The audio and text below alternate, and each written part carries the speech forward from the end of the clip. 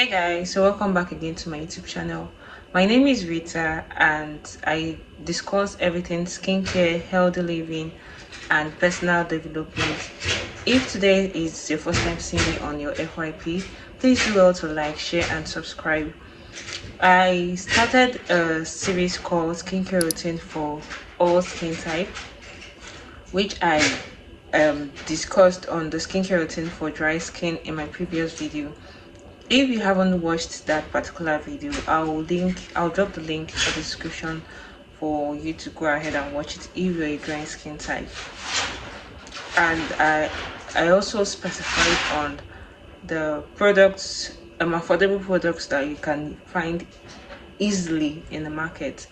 Alright, without further ado, let's get right into this video. So in today's video, I'm going to be going ahead to talk about skincare routine for oily and acne prone skin.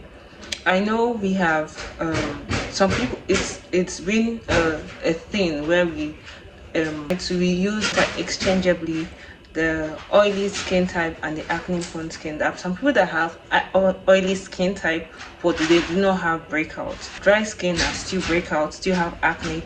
Sensitive skin are still breakouts, still have the same acne. And people that have oily combination skin that still have acne. So in this video, I'm going to be talking about what exactly are the oily skin causes of acne, the oily skin type skincare goals, then active. There are so many active. With even if you're a beginner into the skincare routine, you will see so there are a lot of active ingredients that if you're not really fully informed, you'll be mixing up ingredients you'll be mixing up ingredients that can hinder your skin barriers. So you need to be really informed. Number one, start with the concentration, the percentage of that active ingredient. You need to know the active ingredients that are necessary for each, that targets each types of acne, and the concentration, the percentage of each product. I used to battle with serious acne. That was in 2021 when I had the most terrible acne breakouts of my life.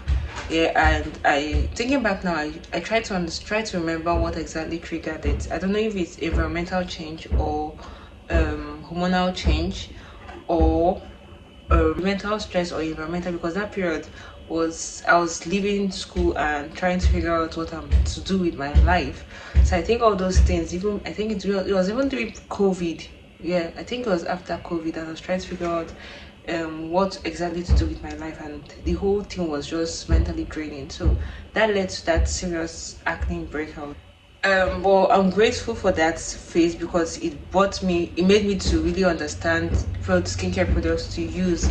And if I see me right now, I'm helping every other person that has issues with their skin. We have two different types of acne. We have the inflammatory acne and the non-inflammatory acne. The inflammatory acne consists of the white head and the black head, while the non-inflammatory acne consists of fungal acne, the hormonal acne, the papules, the and rest of it. The goal here is to use ingredients that will help balance your skin type, not too dry and not too oily. You need to look for products that will help control the excess production of oil, while alongside not stripping off your moisture. It's still going to control the oil and also leave your skin hydrated. So like I said earlier, there are numerous active ingredients that are both for the inflammatory acne and the non-inflammatory acne. For the non-inflammatory acne, which is the white head and the black head, we option for ingredients like salicylic acid. The salicylic acid is a beta hydroxylic acid that helps to exfoliate the dead skin cells and also helps to unclog your pores. It's salicylic acid that are usually recommended for everyday use. Usually find it in cleanser. You can actually find it in a gel-like form, like in a cream, in a tube, or it also comes in bath washes. So it all depends on you, what exactly you're looking for. How do you want your salicylic acid to be like?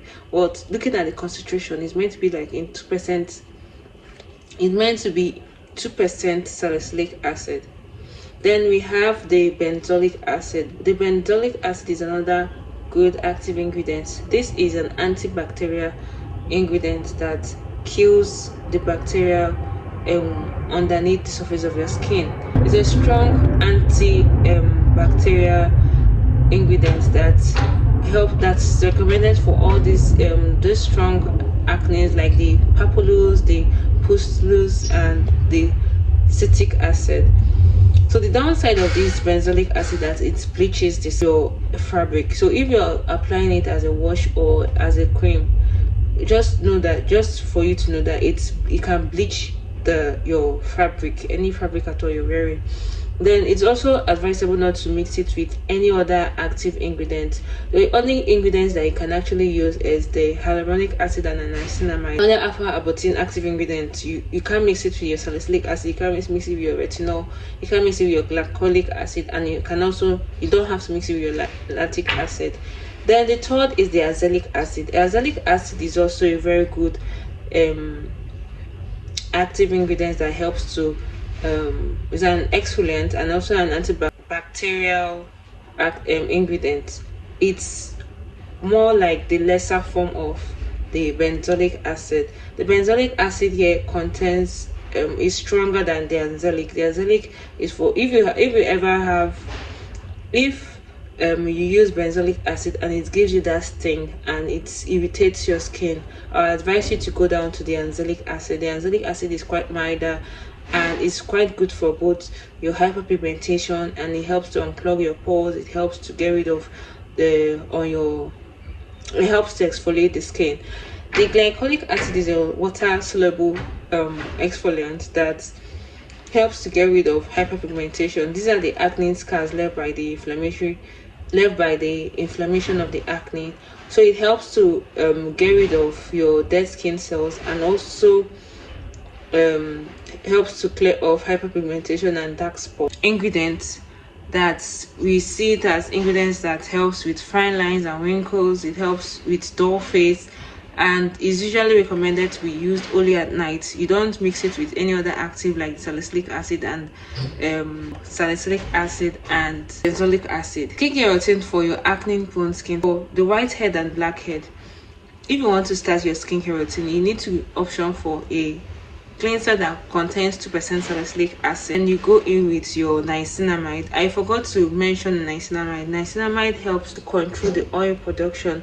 The salicylic acid here unclogs your pores. It penetrates deep down into the skin to unclog your pores and exfoliates the skin, while the niacinamide helps to control the oil production. Like for those that produces excess oil on the surface of your skin, the niacinamide helps to it's like a gauge that helps to control the excess oil from producing. So for your skincare routine for acne prone skin, you need to use, if you're using a cleanser that contains salicylic acid, you need to start with a 2% salicylic acid. Then you go in with your toner. It's not necessarily composite, but it helps to clean off the impurities that are not able to get rid of. Then you go in with your niacinamide serum. Either you use a niacinamide that contains both niacinamide and hyaluronic. Okay, let me say this here. Niacinamide and hyaluronic acid can work with any active ingredients at all. It's just like when you want to cook soup. There are the two main ingredients that you cannot do without. Salt and Maggi, two ingredients that you can never do without anytime you want to cook soup. That's just how niacinamide and hyaluronic acid works. It's quite friendly. You can work with any active ingredients at all. You go in with your salicylic acid cleanser for your morning routine. You go in with your salicylic acid cleanser, niacinamide serum that contains hyaluronic from any brand at all, lightweight moisturizer, and then your SPF. Because of the exfoliating properties in your cleanser, you need to protect your skin from the sun as you go out in the morning. While in the evening, you can go in with a gentle cleanser. Then your niacinamide serum, then your retinol. Now you're substituting salicylic acid to retinol. Retinol is good for, you cannot mix salicylic acid and retinol in the same routine. You need to alternate it. So you go in with your retinol, then followed by your moisturizer and your SPF. I don't know if that makes sense. So for those that still do not want to use a salicylic wash, you can use a gentle face cleanser. Then you use any of the salicylic tube or anzelic tube to get rid of your acne, followed by your niacinamide serum and then your moisturizer and SPF. Same goes with the benzoyl peroxide. The benzoyl peroxide you can actually use when you use a salicylic acid and it's not giving you what you want, and you have those inflamed, the use of inflamed acne like your fungal acne and the rest of it. So you go in first, you go in with your benzoyl peroxide cleanser, then your niacinamide serum or niacinamide serum, and then your moisturizer and SPF. I don't know if you did understand, but these are the steps. You need to understand the ingredients and you know which one comes first. You need to know what comes first and what ingredients doesn't work for what other ingredients. Also, you don't need to use two ingredients. You need to start with. You need to first use the start with a lower concentration before you increase to a higher concentration. So if you like this video, please like, share and subscribe. See you guys next time. Please